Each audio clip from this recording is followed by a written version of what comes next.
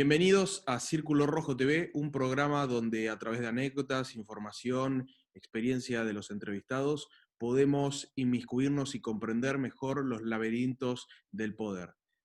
Bienvenida, querida Analía, ¿cómo estás? Hola Facundo, buen día. Hoy tenemos la ausencia de nuestro co-conductor Mariano Causino, que por problemas personales no pudo estar, pero vamos a compensar con el gran invitado que tenemos, que es Daniel Vilota, que es periodista, analista político, columnista de La Nación y, como en la jerga se lo denomina, un conurbanólogo.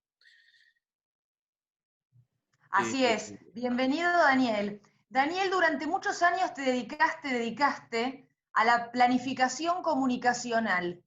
Quería saber tu opinión respecto de la misma en este gobierno. ¿Qué valoración haces de la planificación comunicacional del gobierno del presidente Fernández?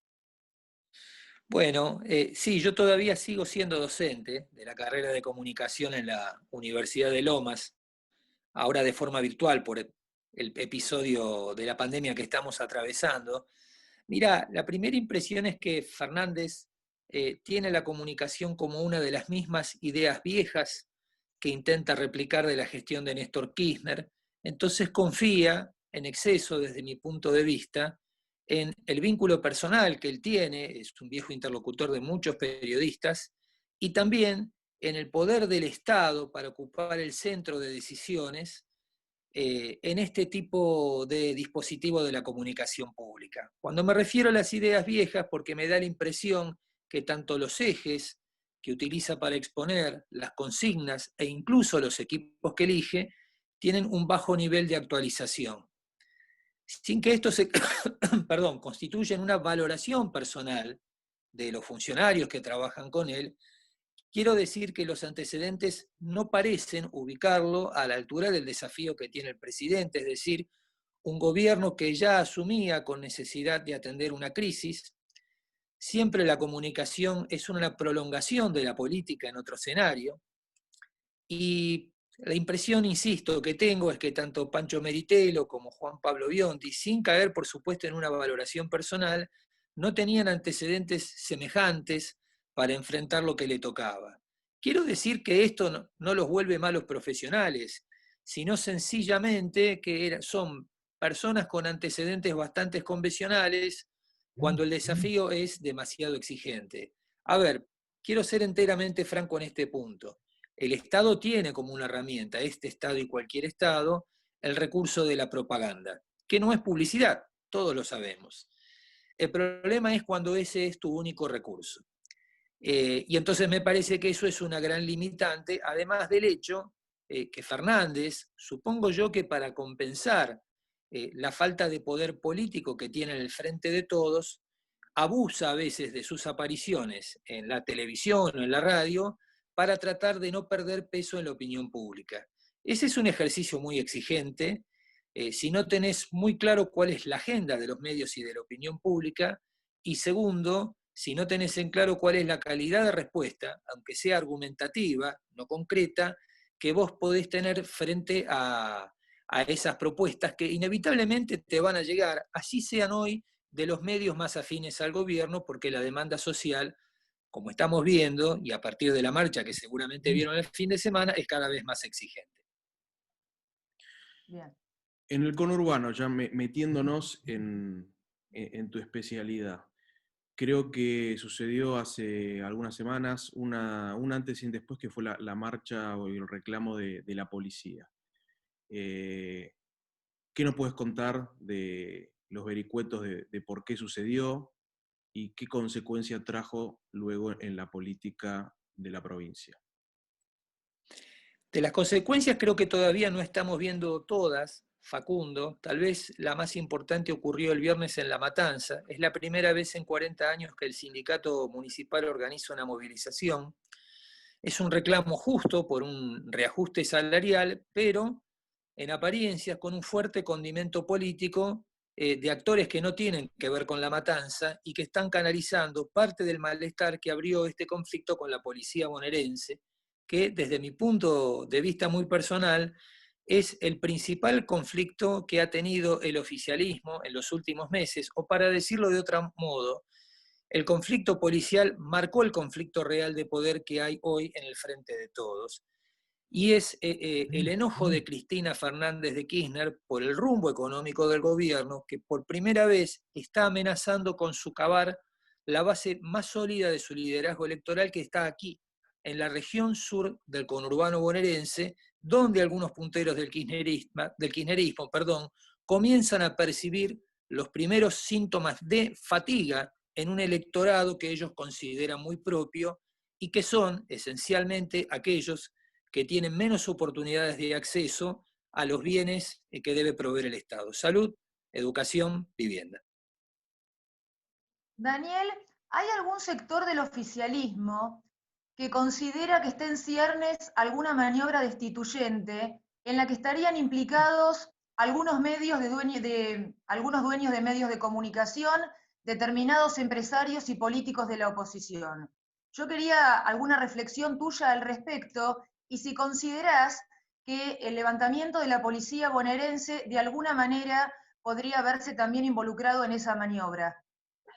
No, mirá, creo que deberíamos dividirlo en dos capítulos. Lo de la policía, Cristina sospecha que hay intendentes del conurbano detrás. De nuevo, sobre un reclamo real, alguien que aprovechó para agitarlo todavía más, de acuerdo, en apariencias, a su supuesto interés. Ese es un tema que vienen conversando algunos intendentes del conurbano con Máximo Kirchner desde la semana pasada. El malestar es muy grande, aunque lo disimulen. El tema de la oposición y los medios tiene que ver con dos cosas. Por otro lado, de nuevo, una visión un tanto antigua y tal vez por eso prejuiciosa del kirchnerismo sobre el papel de los medios, aunque también es cierto que los medios son parte de un gran conglomerado industrial en la Argentina. La industria de la percepción es muy importante aquí, que se siente insatisfecho con el resultado económico de la gestión, esencialmente porque antes incluso que los obligasen a declarar el default de su deuda privada, ya venían sufriendo grandes pérdidas económicas a raíz de la prolongada cuarentena. También sería necio o cínico negar que esa tensión es parte de un debate que se está dando en la Argentina de una forma soterrada. Me cuesta mucho ahí saber hasta dónde la oposición podría tener que ver o no. Sí, tengo la sospecha o el indicio que a los grandes grupos, por la experiencia con Macri, no los satisface del todo la propuesta de la oposición, y uno de sus grandes interrogantes es: si mañana hubiese elecciones, las va a haber el año que viene, pero supongamos que el plazo fuera más perentorio, creo que no sabrían realmente por quién inclinarse. Lo cual no significa, fuera de eso, que no tengan hoy una salida electoral, que no estén pensando en aquello que les preocupa: las ingentes pérdidas que están teniendo en sus negocios.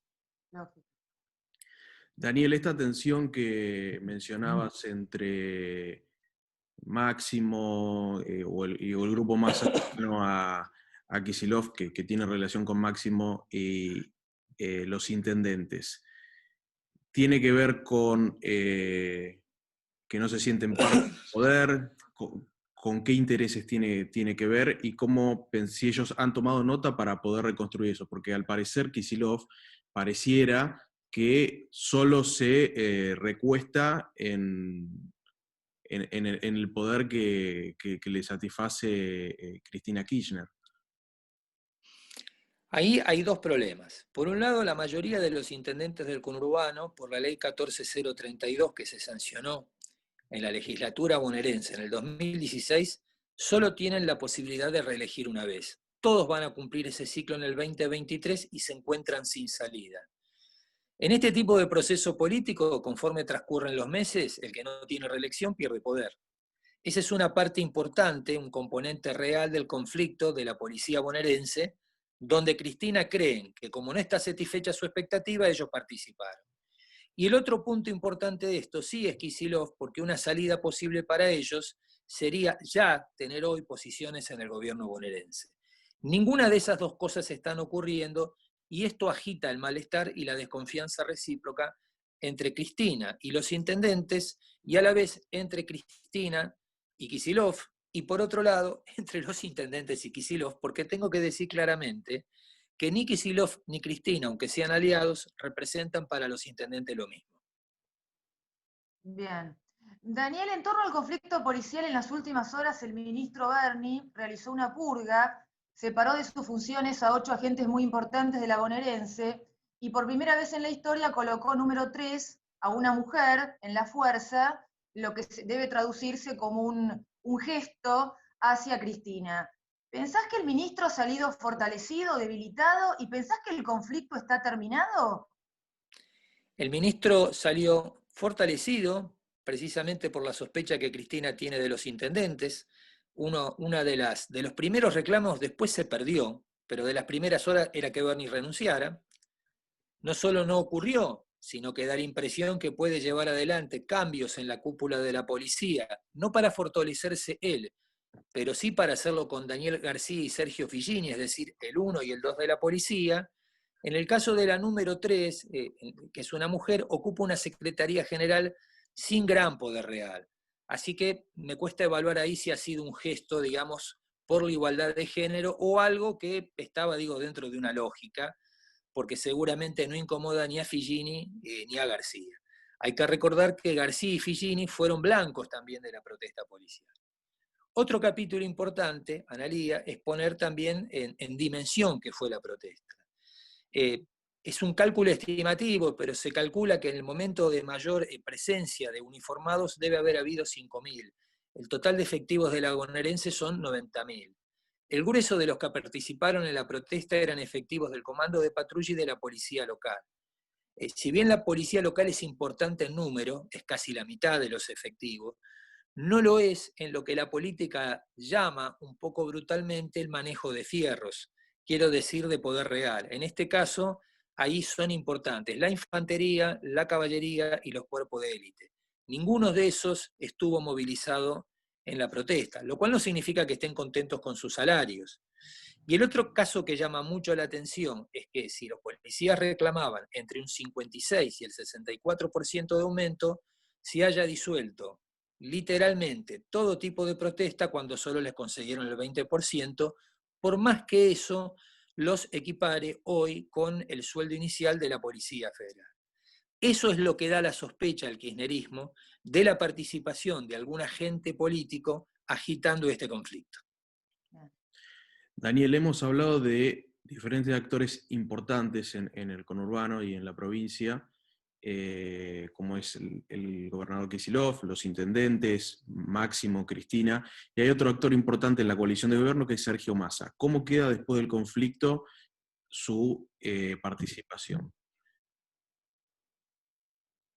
Sergio Massa es otro de los sospechados por agitar el conflicto, sobre todo por el aparente vínculo que él tenía con el jefe de la Superintendencia AMBA Norte 2, Hugo Natielo, si no me equivoco. No recuerdo ahora si Natielo está entre los desplazados, me parece que no, que involucra, digamos, al municipio de Tigre, porque desde ahí partió, digamos, un grupo de policía que rodeó la Quinta de Olivos. Y también por otro caso más vidrioso, que es que los policías, cuando tenían que dialogar con Fernández, finalmente se negaron a hacerlo. Ustedes recordarán que Vito Bello y Biondi los invitaron a pasar. La verdad que en algún momento todo lo de Olivos, donde nadie quiere profundizar, fue un paso de sainete. También tuvieron que llamarlo a Grabois para que no llegara con los camiones de los cartoneros. En fin, es todo un episodio vidrioso que está y deja más en una situación incómoda, aunque hay que recordar que el presidente de la Cámara de Diputados mantiene una alianza y un acuerdo político con Máximo Kirchner a través de Guado de Pedro, que es lo que lo sostiene en esa posición, pero que también, aún hoy, si hubiera un conflicto o una crisis mayor, tiene un número de diputados en el frente de todos a nivel nacional, creo que deben llegar a ser un poquito menos de 7 u 8, y un número similar en la legislatura bonaerense, que si rompiera o fracturara el frente de todos, muy mal recuerdo para Sergio Massa cuando armó el Frente Renovador por fuera del kirchnerismo, pero si lo hiciera, pondría al frente de todos en un verdadero aprieto. Yo creo que ese es el percutor, digamos, el control que Massa tiene sobre el misil todo el día en el dedo para convencerlos que es valioso. Pero de nuevo aquí es casi una posición subjetiva muy mía. Creo que si hay algo lo conserva a Massa todavía, es eso. Y es lo que explica que Cristina le dé la orden a Sergio Berni de hablar, y de hablar en un tono de bastante sentido común, del tema con el que Massa le ganó a la lista de ella en el 2013, seguridad. Daniel, el 23 de septiembre vence el plazo para desalojar las tierras ocupadas en Guernica. La orden de desalojo dice que debe proceder la policía bonaerense de día y sin represión. Algunos de los ocupantes le manifestaron al ministro Larroque que ellos aceptan trasladarse siempre y cuando le ofrezcan un lugar mejor, y Larroque habría insinuado que podrían trasladarlos a alguna intendencia vecina. Por supuesto que los intendentes no prestaron conformidad. ¿Cómo crees que se va a solucionar, si es que tiene solución, ese conflicto? Larroque no tiene solución a ese conflicto, porque los intendentes, todos, no conozco uno, ni siquiera Mariel Fernández, que ha dedicado una parte de su historia política en Moreno a tomar tierras, debe aceptar una. Porque el gran problema que te plantea la toma de tierras siempre es que en general están muy alejadas de los centros urbanos de los municipios. En principio, los intendentes tienen un costo económico importante de asistir a esa persona, es decir, llevándole alimentos, elementos de aseo, agua potable. Lo segundo que le ocurre a los intendentes es que esas personas después reclaman tener servicios básicos: agua, cloacas, luz. En el caso de la luz, que es un viejo conflicto con Edesur, los intendentes tienen que pagar el tendido hacia cada vivienda, es decir, Edesur los deja hasta la puerta, por decirlo de una forma, de la toma. Es decir, que todo eso le incide un costo económico que además, vuelvo a lo mismo, y después, por supuesto, hacerles asfaltos. Como eso es en zonas rurales, implica grandes tendidos de todo tipo de servicios que no están en los planes de los intendentes, esencialmente porque lo primero que tratan de cumplir es darle esos servicios a los que pagan impuestos. En general, el que ocupa tierras no paga impuestos. Entonces, esto se vuelve un verdadero agujero negro para los intendentes que rechazan. Así que yo no creo que Larroque tenga el mínimo consentimiento de nadie, pero muchísimo menos de la justicia, para correr una toma hacia un municipio. Escuché o leí que Larroque también proponía llevarlos a tierras fiscales. El problema de fondo sigue siendo el mismo. Lo cual denota, de nuevo, frente a este tipo de acontecimientos, una gran improvisación del Estado en general. Tal vez le hubiera ocurrido a otra administración lo mismo, pero es un déficit importante que tiene la Argentina, el de la falta de viviendas, el de la falta de acceso a un lote propio, que sigue estando sin resolver, pero que por supuesto tampoco puede resolverse, como en el caso de los dueños del country, de las tierras que están ocupadas, que realizan una inversión muy fuerte. Un country, para poder comercializar sus lotes, necesita solo de trámites municipales de subdivisión alrededor de 3 años.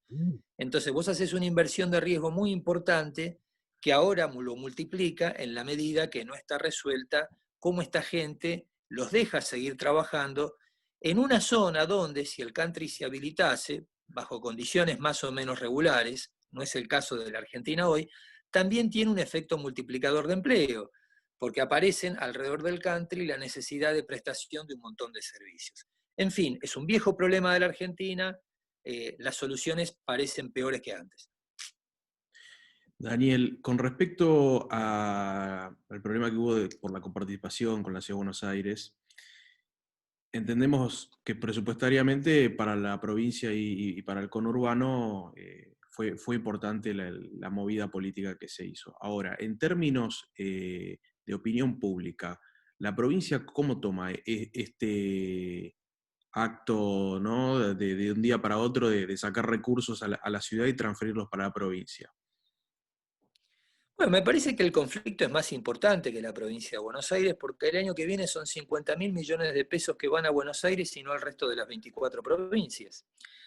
Y en realidad son recursos coparticipables. Yo creo que los gobernadores peronistas, los 19 que firmaron el respaldo a esa medida, ya están rumiando su bronca, que no se animan a trasladar, y es muy importante que Schiaretti no lo haya firmado por dos cosas que el gobierno tiene por delante. Por un lado, la resolución del tema de los jueces Bruglia, Bertuzzi y Castelli, porque Maqueda me parece que hoy está muy, pero muy alineado con todo aquello que haga el gobernador de Córdoba. Y me parece que el gobernador de Córdoba debe estar mirando este tema del reparto de dinero. Pero por otro lado, también hoy Carlos Matterson, suplente en el Consejo de la Magistratura de Marina Sánchez Herrero, a quien por un acuerdo político debería sustituir este año, Si bien tiene un vínculo con Daniel Angelici, Matterson es el dueño del bingo en Villalente, mantiene un diálogo muy aceitado con Schiaretti. Así que atención, porque la mayoría oficialista en el Consejo de la Magistratura es frágil y lo que pudiera ser Matterson en el Consejo de la Magistratura o Maqueda en la Corte Suprema puede ser muy trascendente para el gobierno nacional. Para que vos tengas una idea, 50.000 millones de pesos es el total de lo que recibió hasta ahora por coparticipación el gobierno de Córdoba. Daniel, ha sido un Daniel, placer. A la última Sí, ganás. la dale, no hay última de problema. mi parte. La última de mi parte. Hoy Dale. tenés Odisea Argentina con Carlos Pagni. Sí. Quiero que nos cuentes qué whisky toman. No puedo, es un secreto que la producción, si lo hago, creo que me va a sancionar de dos maneras. Primero, me va a dar agua mineral por el resto de mis días. Y segundo, va a tomarlo como un gesto de descortesía porque tenemos el compromiso de no decirlo. Lo que te Me puedo lo decir decís sí en es otra privado. cosa. No, yo te puedo decir otra cosa. Sí. La calidad del whisky es variable, ¿sí? Pero oscila entre dos especialidades, ¿sí? Son siempre blends, es decir, no es single malt, para ustedes que sí saben, y o es irlandés o es escocés, ¿sí? Perfecto. No hemos hasta ahora incursionado en el terreno del bourbon. Perfecto. Lo que sí Muchas voy gracias, haciendo, Dani. los vasos y los hielos, y eso quiero que siempre lo promocionen, son de muy alta calidad y yo los tengo también. Así que, Daniel, te agradecemos mucho tu tiempo. Sabemos que hoy tenías un día atareado y quisiste conversar con nosotros de la misma manera. Te agradecemos mucho. No, lo que quería plantearles, y si les parece bien, que antes que el fin de año llegue, volvemos a conversar con más tiempo de mi parte, porque es un verdadero placer hacerlo con ustedes. Muchas gracias. Gracias, Daniel. Esto fue Círculo Rojo TV y nos vemos en la próxima emisión. Muchas gracias.